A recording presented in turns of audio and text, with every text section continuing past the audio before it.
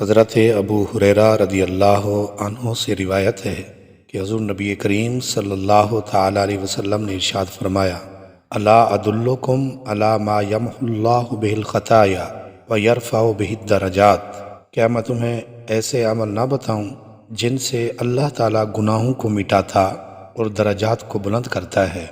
لوگوں نے عرض کیا: اللہ کے رسول کیوں نہیں، آپ ضرور بتائیں۔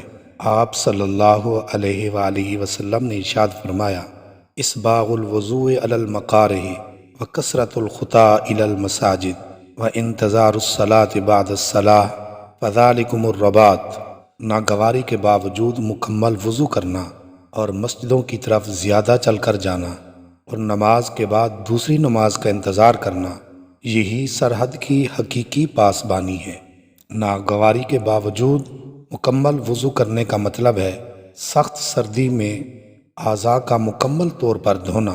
یہ طبیعت پر نہایت گراں ہوتا ہے، اس کے باوجود مسلمان محض اللہ تعالیٰ کی رضا کے لیے ایسا کرتا ہے، اس لیے اس کا اجر زیادہ ہوتا ہے۔